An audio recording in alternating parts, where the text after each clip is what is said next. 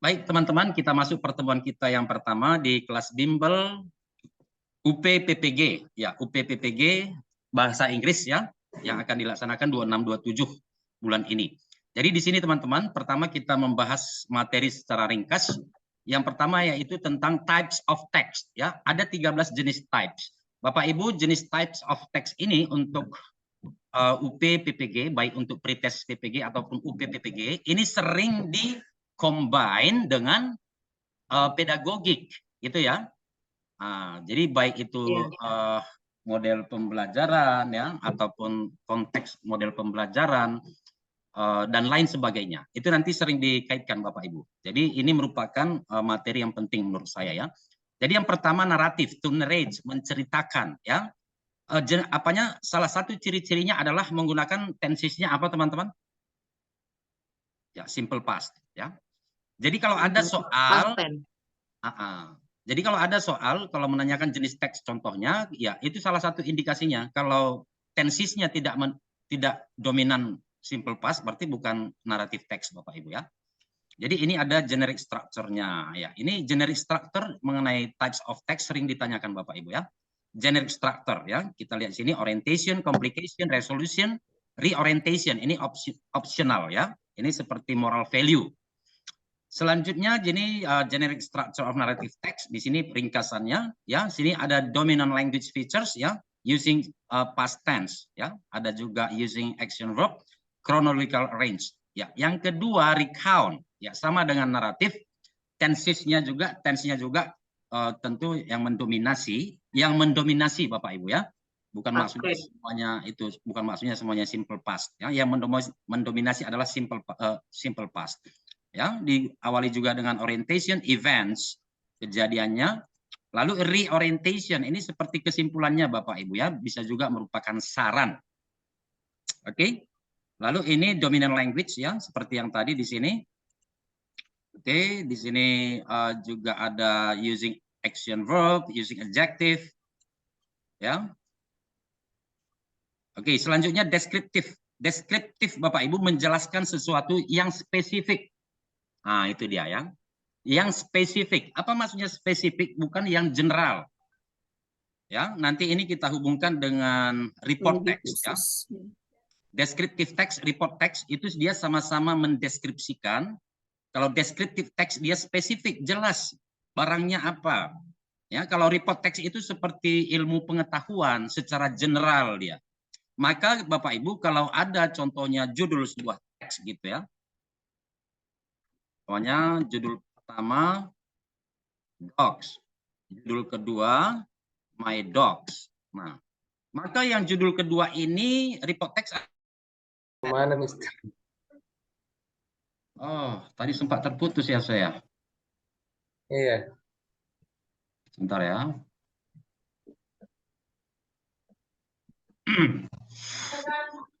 Ya. Maaf teman-teman ya. Apa yang salah tadi? Oke. Bisa dengar suara saya dengan jelas teman-teman? Bisa, bisa. Ya, oke.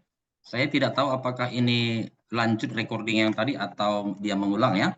Kita lanjutkan ya pertemuan pertama kita pada bimbel UPPPG ya, guru bahasa Inggris, bimbel UPPPG guru bahasa Inggris. Sudah bisa lihat teks yang saya share teman-teman? Ya, Mister, sudah. Oke. Mari kita analisa yang merupakan descriptive text, apakah dogs atau my dogs? My dogs. My Ya. dog. Lebih spesifik. Ya, benar. Kalau Karena dogs my ada judulnya kata itu my-nya. secara general. Jadi kalau my General. dogs itu adalah dogs milik kita gitu ya. Jadi di sini tujuannya apa? Yeah. To describe a particular, a specific. Nah, itu teman-teman ya, baik orang, tempat, hal-hal yang lainnya. Oke, lalu sini generic structure-nya, identification, description, language feature-nya ada di sini ya. Ini kan jelas Bapak Ibu, seperti yang saya sampaikan tadi, semuanya judulnya ya atau spesifikasinya ini contohnya Bandengan Beach. Nah, ini kan jelas beach yang mana? My House, Borobudur Temple. Nah, tempelnya tempel Borobudur, Uncle Jim, gitu ya. Lalu di sini report text, ya, ada chat masuk. Laptopku nggak ada suara kalau bicara, hanya bisa mendengar. Ya, Ibu Liska kalau ingin berbicara coba unmute ya, unmute. Bisa Bu, unmute di sebelah kiri bawah. Oke Bu. Oke teman-teman, report text itu secara general ya, jadi mirip dengan the descriptive text ya, general classification. Oke, we can look here. Oke, language feature-nya ya simple present, spesifik, simple present teman-teman ya. Oke, kita lanjut explanation. Nah, apa kata kuncinya di sini? Maka di judul itu akan ada apa teman-teman? Ya, how or why, how something happens, ya, atau why something happens, why something occurs. Bagaimana sesuatu itu terjadi? Contohnya terjadinya pelangi. Nah, itu explanation ya. Di sini jenis strukturnya general statement, sequence of explanation. Ya, language feature using simple present. Ya, kadang berupa passive voice. Oke. Ya, sampai nomor 5 teman-teman. Ada pertanyaan silakan.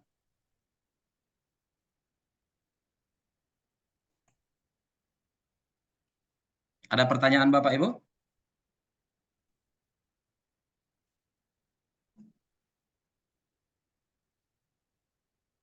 Tidak ada? Kalau tidak ada kita lanjut ya.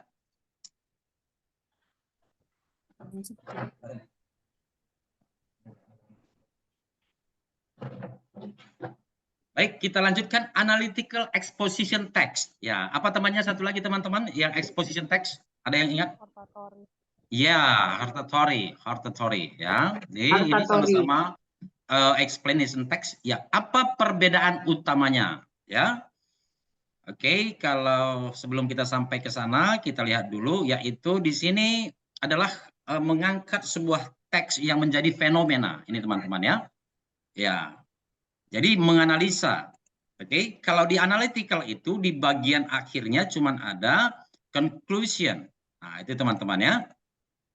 Kalau di hortatory itu ada seperti suggestion. Recommendation or suggestion ya, rekomendasi. Oke, kita lanjut prosedur text. Ya, ini sudah sangat umum ya. Ya. To explain, inform, or help readers on how to make something, how to use something. Nah, itu dia ya.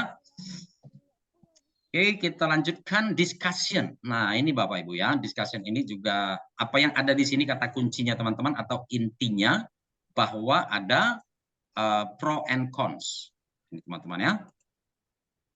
Pro and cons. Ada dua pendapat yang berbeda. Itu teman-teman ya.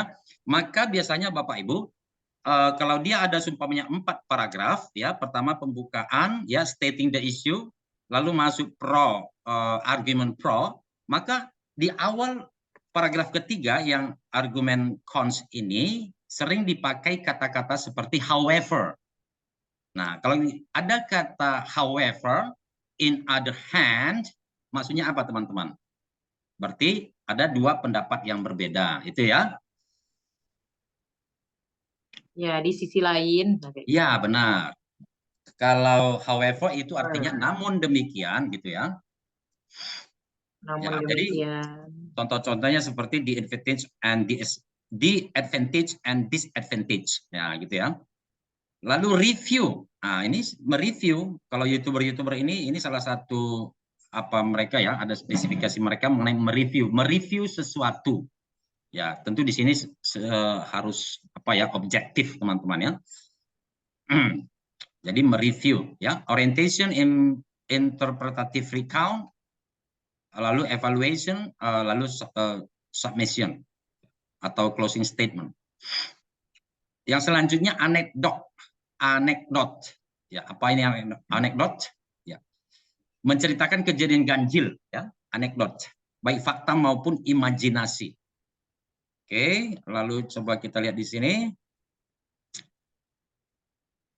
Ya, kalau anekdot tag ini Bapak Ibu, ya, kalau mari kita lihat di sini menggunakan past tense waktu lampau, ya. Di sini ada kata I found it last night, ya. Jadi kalau bisa kita simpulkan, dia menceritakan yang dia alami, ya. I found, ya. Dia memakai kata I. Kalau dalam suatu teks memakai kata I, berarti hal itu yang dialami si pencerita, si penulis. Lalu menggunakan rhetoric question. Nah, apa nih rhetoric question? Yang tidak memerlukan jawaban. Ya, tentu semua orang mengiyakan gitu ya. Do you know what? Can you imagine? Ya. Lalu di sini, who wouldn't want to be a millionaire? Siapa yang tidak ingin menjadi seorang jutawan gitu contohnya ya? Tentu semua orang mau. Oke. Lalu spoof. Ya. Nanti Bapak Ibu bisa simpulkan sendiri apa perbedaan anekdot dengan spoof ya. Di sini, spoof is a text which tells factual story happen in the past time with unpredictable and funny ending. Jadi teman-teman, salah satu yang membedakannya itu kalau saya menyimpulkan ya, kita perhatikan ini contohnya ini Bapak Ibu. Di sini tidak, ya coba ya, once a man was walking. Nah, ini dalam tanda petik Bapak Ibu ya, walaupun di sini kata I, di sini I ini maksudnya bukan si pencerita, tetapi a man di sini ya. Nah, maka di sini bisa saya ambil kesimpulan kalau spoof itu bukan dia yang mengalami. Itu teman-teman ya, tetapi orang lain. Kalau anekdot tadi ya itu kita menceritakan yang kita alami. I found it. Nah, gitu teman-teman ya. Oke, kita lanjut. News item. Ya, news item seperti berita teman-teman ya. Seperti kalimat teks berita. Biasanya kalau teks berita itu ada kata-kata said someone, gitu ya. Kalimat berita. Jadi biasanya menggunakan menceritakan kejadian yang nyata atau fakta, Bapak Ibu. To inform the reader about events of the day. The events are considered newsworthy or important. Ya, teman-teman ya. Lalu kita lanjut di sini yang teks pendek, Bapak Ibu. Kalau yang tadi bukan teks pendek, di sini ada yang selanjutnya adalah teks pendek yang dimulai dengan announcement, ya, pengumuman, ya, lalu greeting cards, ya. Contohnya to congratulate someone achievement, express sympathy, ya, on someone's and Putus-putus, Mister. Putus-putus. Yang lain bagaimana? Suaranya hilang. Enggak, maksud saya kalau yang lain bagaimana bisa mendengarkan suara saya atau terputus-putus juga? Oke, Mister. Gimana? Oke, Mister. Oke. Oke ya. Nah, jadi dari Mr. Alan oke mendengarkan suara saya. Kalau saya lihat di sini jaringan internet saya stabil ya Bapak Ibu ya. Coba perhatikan jaringannya. Bisa juga kalau terputus-putus pakai jaringan yang lain ya. Contohnya kalau di rumah ada WiFi itu belum tentu lebih bagus daripada paket HP contohnya. Itu contoh ya. Atau sebaliknya. Oke, kita lanjut. Sini greeting card, lalu invitation ya. Invitation tentu to invite someone to come ya, to attend. Oke, lanjut notice, caution, warning. Ya, pemberitahuan, perhatian, peringatan. Ya, kalau peringatan ini keras biasanya Bapak Ibu ya. Lalu short message, ya, teks singkat, pesan singkat. Oke, lalu label. Ini label teman-teman sering sering terbalik dengan advertisement ya. Kalau label itu seperti label produk. Label produk isinya apa? Mengenai ingredient ya, mengenai cara pemakaian. Ya. Okay. It is used to identify type, size, brand, product line, manufacturer, and other product specific information in order to inform the consumer and encourage a purchase. Ya, oke. Tetapi kalau menurut saya Bapak Ibu, kalau ini tidak terlalu penting menurut saya ya. Ini bisa kita hilangkan. Itu masuk dalam advertisement. Advertisement is a text that announce something that appeal, ya, menarik bagi banyak orang untuk menggunakan produk atau layanannya. Ya, ini ya Bapak Ibu ya, advertisement. Oke. Jadi dalam advertisement itu Iklan. ya iklan, tentu kata-katanya bersifat membujuk ya. Jadi bisa juga ini tujuannya ini to persuade someone to use or to buy the product or the service. To persuade, membujuk, mempengaruhi. Yeah.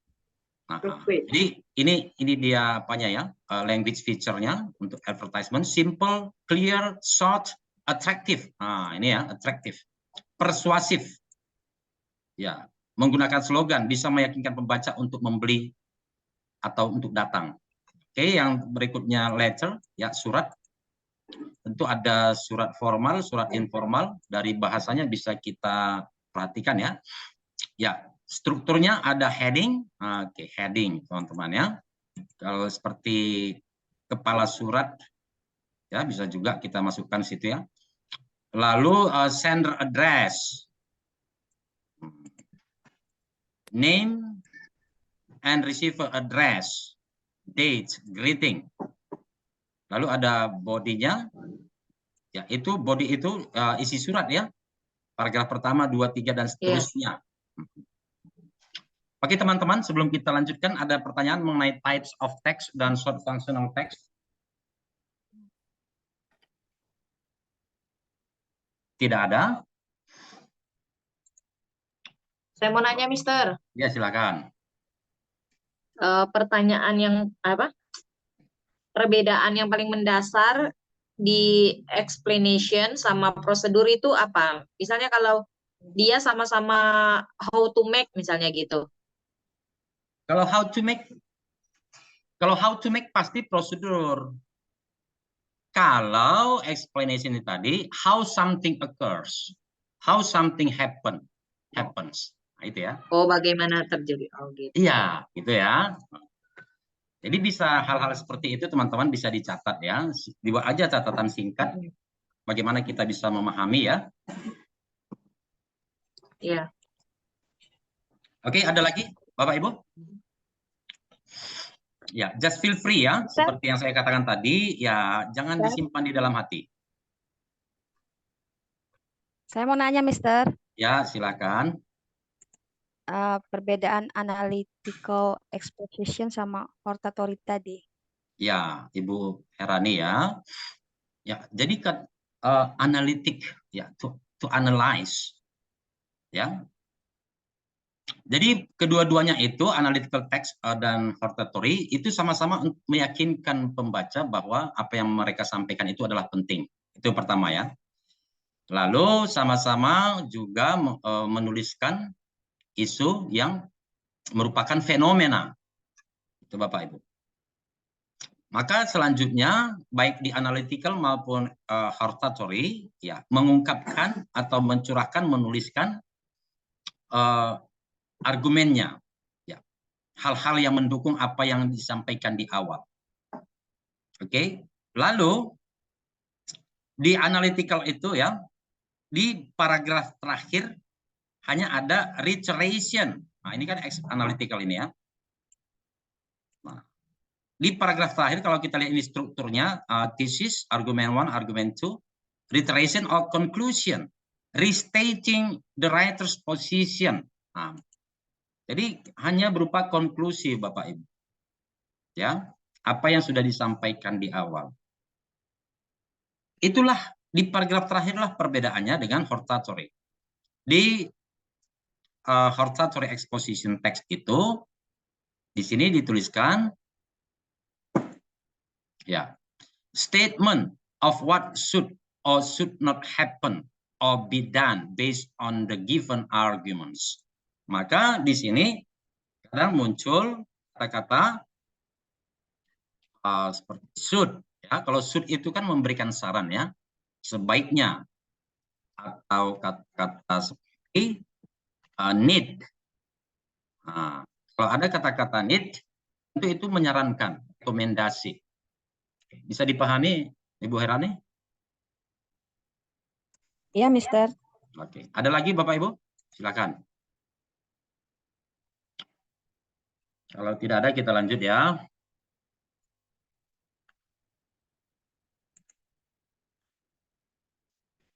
Oke teman-teman, yang selanjutnya di sini yang saya sajikan adalah mengenai assessment ya. Assessment. Oke, di sini ada mengenai assessment, bahwa dalam penilaian itu ya teman-teman ya, ada hal baru yang muncul, yaitu assessment as learning. Ya, jadi assessment itu bukan hanya guru sebagai assessor, tetapi juga ada keterlibatan murid, gitu teman-teman ya. Jadi murid bisa merefleksi ke diri sendiri. Oke, kita lihat di sini penilaian seharusnya dilaksanakan melalui 3 pendekatan. Yang pertama itu assessment of learning. Di sini yang sebagai assessor adalah guru teman-teman ya. Oke, contohnya di sini seperti ujian akhir ya, atau ujian kenaikan kelas, ujian semester, ujian tengah semester. Ya, ini dilakukan di luar proses pembelajaran. Kalau kita ada ujian semester, contohnya kan tidak ada pelajaran di situ ya, tidak ada proses belajar mengajar, hanya ujian. Bapak Ibu. Lalu assessment for learning. Ya, penilaian untuk pembelajaran. Di sini asesornya adalah guru, Bapak Ibu ya. Jadi ini dilakukan untuk peningkatan peningkatan ketercapaian pembelajaran. Dilakukan dalam proses pembelajaran, Bapak. Oke, nanti kita lihat detailnya ya. Lalu yang terakhir itu assessment as learning. Assessment as learning di sini ada keterlibatan siswa, ya.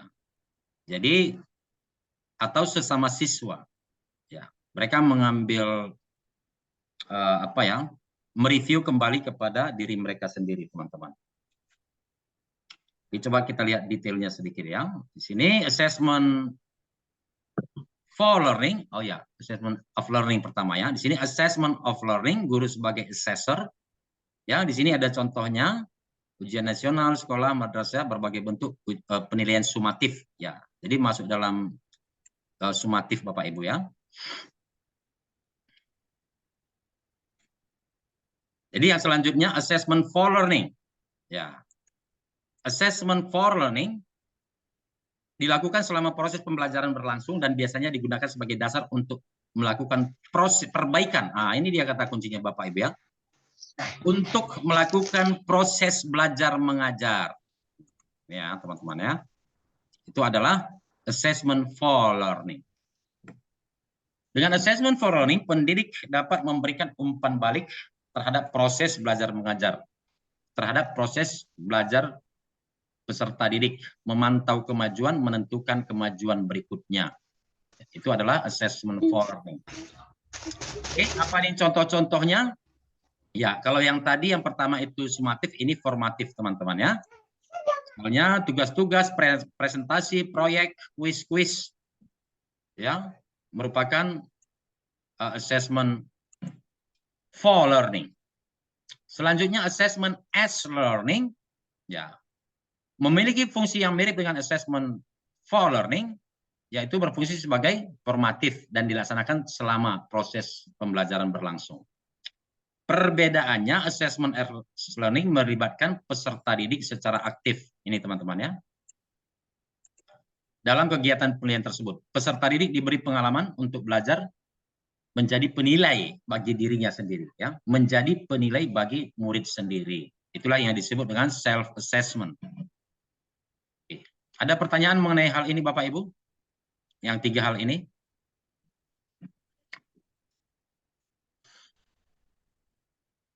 Tidak ada? Tidak ada, Mister. Tidak ada ya. Oke, selanjutnya di sini ini Bapak Ibu ya, sudah saya share materinya kepada Bapak Ibu ya, judulnya Assessment of Learning, for Learning dan as Learning. Ya, di sini juga ada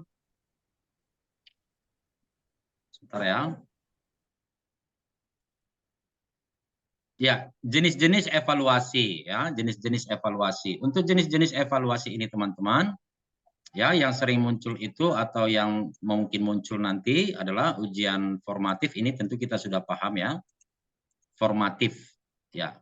Ini juga ditentukan untuk menentukan hasil dan kemajuan Bapak Ibu. Kalau ini menentukan hasil adalah evaluasi yang dilakukan untuk menentukan hasil. Ya, ini mungkin ada salah ini ya. Ya, ini dia lebih Kalau condong sumatif cuma hasil aja ya. ya, lebih condong ke hanya hasil Bapak Ibu ya. Contohnya kalau semester itu kan apalagi kenaikan kelas, ya itu akan menentukan untuk naik kelas atau tidak gitu teman-teman ya. Lalu yang ini teman-teman ya, evaluasi diagnostik assessment. Ya, ini sering juga muncul ini ya. Kata kuncinya di sini ditujukan untuk menelaah kelemahan, the weakness ya. Kelemahan siswa sebagai beserta faktor penyebabnya. Oke. Lalu berdasarkan sasaran nanti teman-teman bisa baca di sini ya. Ini mengenai apa tadi? Ya, berdasarkan sasaran Bapak Ibu ya. Selanjutnya prinsip-prinsip. Ya. Jadi ada prinsip-prinsip penilaian secara umum, nanti akan ada juga prinsip-prinsip penilaian untuk language learning. Kalau ini sudah umum diketahui ya teman-teman. Sahih, objektif, ya, adil, terpadu, menyeluruh, berkesinambungan, sistematis, beracuan kriteria, accountable, ya itu ada 9. Oke, satu kali lagi nanti ada juga principle of assessment for language learning. Jadi lebih spesifik sesuai dengan tupoksi kita ya sebagai guru bahasa Inggris. Ya, jadi nanti di sini teman-teman kita akan coba lihat soal ini ya. Nanti di sesi kedua saya belum memberitahu jawabannya ya, tetapi kita akan coba bagaimana cara menganalisanya ya atau menentukan kata kuncinya Bapak Ibu ya.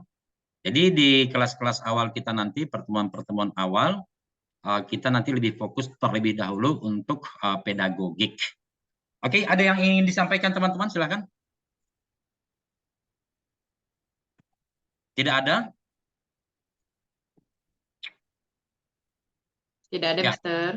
Baik, kalau tidak ada, saya harap tadi Bapak Ibu ada mencatat yang inti-intinya ya. Contohnya tadi dari yang sudah kita pelajari mengenai analytical dan hortatory exposition text. Lalu ada juga tadi mengenai procedural dan apa tadi hubungannya procedural dan explanation text ya, dan juga descriptive report. Ya itu tadi kan saling berhubungan. Kita jangan hortatory ya. Tadi ada how to use, tentu berbeda dengan how something happens, how something occurs. Ya. How something happens. Ya, mohon dibagikan di grup ya, Mister. Dibagikan apa maksudnya? Ibu Rita? Video, mungkin recordnya, Mister, recordnya. Ya, nanti saya share ya. Mungkin, Mister. Ya, nanti saya share. Biar kami dengar suara Mister setiap hari. Oke, baik Bapak Ibu, terima kasih ya untuk sesi 1 teori tadi. Oke. Baik teman-teman, kita sudahi dulu untuk sesi 1, nanti sesi kedua kita lanjut pukul 8.00 Bapak Ibu ya. Kita istirahat, break sejenak, mungkin ada yang perlu melakukan sesuatu dan lain hal. Terima kasih, selamat malam, sampai bertemu di sesi kedua. Oke, Mister. Ya.